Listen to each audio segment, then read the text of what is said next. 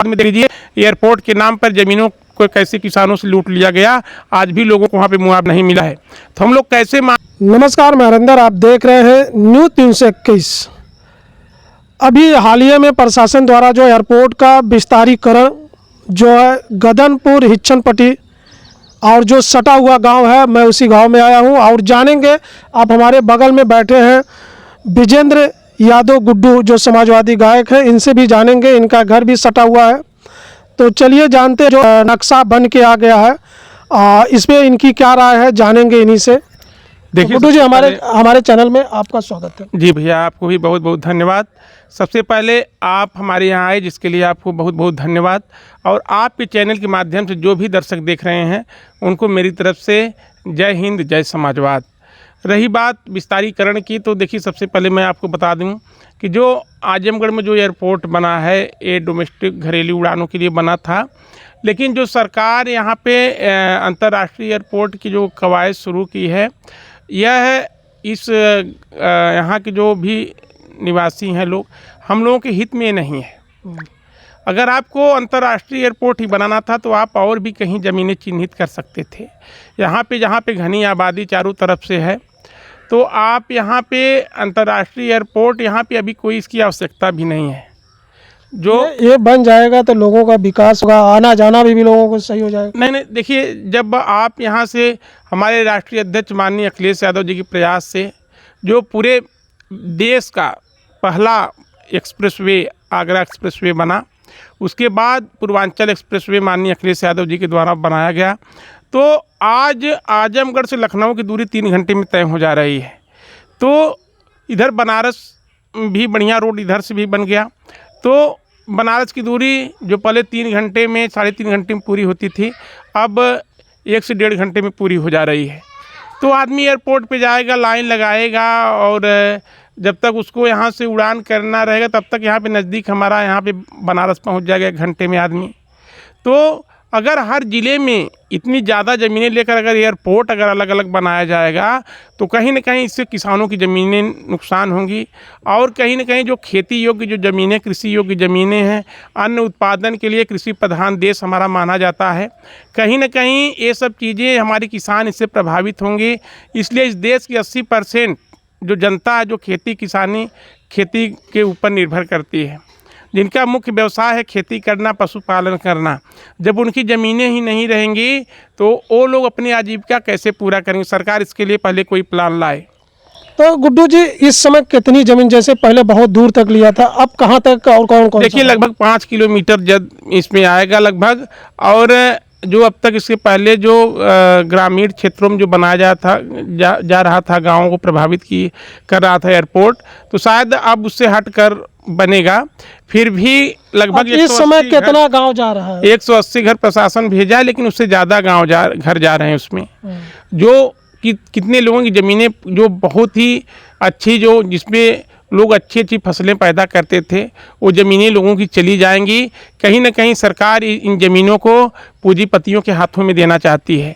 अच्छा, का वो नक्शा पूरे गांव को मिल गया है? कहाँ तक? देखिए नक्शा एक और कौन सा गांव, थोड़ा गांव का एक नक्शा आया है, लेकिन अभी उसकी पुष्टि नहीं हुई कि यही सही नक्शा या नहीं है।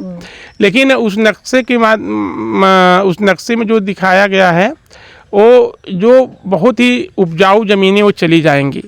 कहीं ना कहीं घर तो ज़्यादा से ज़्यादा घर बच जाएगा इस बार जो सर्वे हुआ है, लेकिन घर ही रहकर क्या करेगा जब लोगों की ज़मीनें ही नहीं रहेंगी।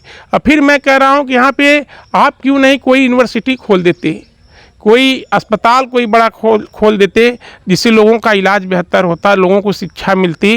लेकिन ये सरकार लोगों को ना ही शिक्षा देना चाहती, ना ही स्वास्थ्य देना चाहती है। अभी आप देख रहे हैं इस समय गायों को इतनी भयंकर बीमारी आई लंपी, इसके बारे में सरकार का कोई भी ठोस कदम नहीं है। किसानों की गायें मर रही हैं, किसान परेशान अपने गायों को बचाने के लिए हर तरह से प्रयास कर रहा है, लेकिन उसके पास कोई भी ऐसा हथियार नहीं, इसकी कोई दवा ही नहीं, डॉक्टर परेशान है। तो सरकार इन सब मुद्दों पे जो किसानों, नौजवान जो हमारे किसान लाठियाँ खा रहे हैं, किसान विरोधी सरकार, अगर किसान विरोधी सरकार नहीं होती तो जगह जगह बाजार में आप दारू के ठेके खुल गए हैं। ये सरकार विद्यालय बंद करने चली थी, लेकिन जब विपक्ष माननीय अखिलेश यादव जी पूरा इसको इस मामले को लेकर एकदम लामबंद हुए, तब जाके सरकार को मुंह की खानी पड़ी। और आज देखिए किसानों को खाद नहीं मिल रही है, डीएपी खाद नहीं मिल रही है। आखिर सरकार क्या मजबूरी खाद नहीं दे पाती? जो सरकार खाद नहीं दे सकती किसानों को, वो किसानों की आय दोगुना करने की बात करती है। ये डबल इंजन की सरकार नहीं है, डबल नाकामी की सरकार है। तो कहीं ना कहीं ये सरकार हमारी उपजाऊ ज़मीनों को छीनकर हमसे पूंजीपतियों को देना चाहती है। अडानी अंबानी को बेचेगी ज़मीनें। यहाँ पे आप देखेंगे ना ही एयरपोर्ट ही चलेगा, ना ही कुछ ही चलेगा। केवल एयरपोर्ट के नाम पे हमारी ज़मीनें हमसे ठगी जा रही हैं और निश्चित तौर पे हम लोग इसका विरोध करेंगे और किसी भी हाल में ज़मीनें हम लोग जाने नहीं देंगे। सरकार सबसे पहले बताए ज़मीन हमारे जो लेने की मांग कर रही है, सर्वे ही करने से हो जाएगा? क्यों हमें नक्शा दिखाने से हो जाएगा? उस ज़मीन के बदले सरकार हमें क्या दे रही है, ये भी सरकार को बताना चाहिए। तो आप लोग मांग क्या रख रहे हैं? माननीय अखिलेश यादव जी जब पूर्वांचल एक्सप्रेस वे के लिए ज़मीनें लिए, जब ये 4 लेन जब आजमगढ़ का ये रोड हो रहा था, तमाम जो समाजवादी सरकार में जो ज़मीनें खरीदी गई उसका कहीं पर भी विरोध नहीं हुआ। कहीं पर एक भी किसान नहीं विरोध किया। क्यों नहीं किया? इसलिए नहीं किया कि अगर उसकी 5 लाख की ज़मीनें थी तो उसको 20 लाख रुपए मुआवजा दिया गया कि वो आदमी जाके कहीं पे अपना स्थिर हो जाए, कहीं पे अपना सेटल्ड हो सके। ये सरकार जो उसकी ज़मीन का जो सर्किल रेट है उससे वो भी नहीं दे रही। एक तरह से मान लीजिए केवल ज़मीनों फैजाबाद में दे दीजिए, एयरपोर्ट के नाम पर ज़मीनों को कैसे किसानों से लूट लिया गया, आज भी लोगों को वहाँ पे मुआवजा नहीं मिला है। तो हम लोग कैसे माने कि सरकार हमारी ज़मीनें लेगी, इस बदले हमको उचित मुआवजा देगी या हमें पुनर्स्थापित करेगी? समझिए बहुत ही विकट स्थिति है हम लोगों के लिए। और अगर हम लोग यही चाहेंगे, सरकार से यही मांग है कि आप इस प्रोजेक्ट को रद्द करिए। हमें एयरपोर्ट की आवश्यकता यहाँ पर नहीं है। हमें यहाँ पे आप इस ज़मीन को यहाँ पे कोई मंडी खोल दीजिए, कोई विद्यालय खोल दीजिए, कोई अस्पताल खोल दीजिए, तब हम जाने की सरकार हमारा विकास चाहती है। लोगों को रोज़गार मिलेगा उससे। इस क्या मिलेगा एयरपोर्ट से बताइए? आने जाने में सुविधा मिलेगा, लोगों को जो है समय बचेगी। अरे भैया, लोग ये मोदी जी बोले थे ना कि हम हवाई चप्पल वाले को हवाई जहाज़ में बिठाएंगे, लेकिन हवाई जहाज़ तो छोड़ दीजिए, हवाई चप्पल भी छीन गई लोगों की। हवाई चप्पल भी छीन गई, और जब हवाई चप्पल ही नहीं बची तो आज हम लोग पैदल चलने के लिए भी उस लायक नहीं बचे हैं, पैदल चलने के लिए भी लायक नहीं। हवाई जहाज़ में जाने का सपना तो बहुत बड़ा है। ये सरकार केवल एयरपोर्ट के नाम पे ज़मीनें ठग रही हैं। जब इतने अच्छे अच्छे रोड बने हमारे यहाँ जिससे सटा हुआ, आप सीधे देख लीजिए बनारस का एयरपोर्ट है जिसको जाना रहेगा। ये गांव में कितने लोग एयरपोर्ट विदेश जा रहे हैं, कितने लोग जहाज़ की यात्रा कर रहे हैं बताइए? कोई जहाज़ में कोई एक आदमी होगा जो 2 साल पे एक बार आता होगा, जो विदेश कमाता होगा। क्या वो बनारस नहीं उतर जाएगा? 1 घंटे में आजमगढ़ नहीं आ जाएगा? वो कौन सी इतनी जल्दी, कौन सी इतनी इमरजेंसी? उसे अस्पताल तो नहीं जाना है, हवाई जहाज़ से अस्पताल तो नहीं जाएगा आदमी, हवाई जहाज़ से स्कूल नहीं जाएगा आदमी को। उसे इतनी आवश्यकता है कि तुरंत आनन फानन में जाना है।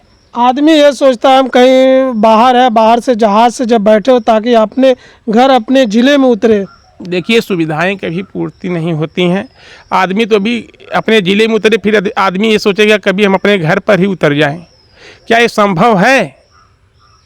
आदमी ये सोचेंगे हम केवल अपने घर पे उतरे। हर घर में, हर गांव में एक एयरपोर्ट हो। आज के डेट में समय की कीमत है। तो समय, कितने लोग एयरपोर्ट की, हवाई जहाज़ की यात्रा कर रहे हैं आप बताइए? हवाई जहाज़ की यात्रा एक गांव पूरा सर्वे कर लीजिए, कितने लोग कर रहे हैं? अरे अभी एयरपोर्ट पे चले जाएंगे तो जगह नहीं मिलेगी। एयरपोर्ट पे चले जाएंगे तो पूरा समझिए, एक बनारस से जाना अगर है तो कहीं ना कहीं अगर एयरपोर्ट एक बनेगा तो जैसे एक बनारस में एयरपोर्ट, वैसे आजमगढ़ में अगर एक एयरपोर्ट बनेगा तो यहाँ पे उतनी सिक्योरिटी बढ़ाई जाएंगी। यहाँ पे एयरपोर्ट बना है, कितना सरकार का रोज़ खर्चा गिरता होगा, कितनी जहाज़ें उड़ी बताए सरकार तो हुई है।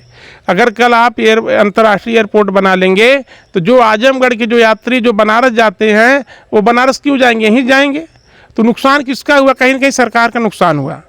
इसलिए सरकार का नुकसान हुआ, किसानों का नुकसान हुआ। किसानों की ज़मीन उपजाऊ चली गई, जिसमें जितना अन्न उत्पादन होता था वो अन्न अब कहाँ से उत्पादन होगा? वो नहीं हो पाएगा। दूसरी चीज़, सरकार को यहाँ पे उतनी सारी व्यवस्थाएं बढ़ानी पड़ेगी, वो सरकार के ऊपर उतना लोड हुआ।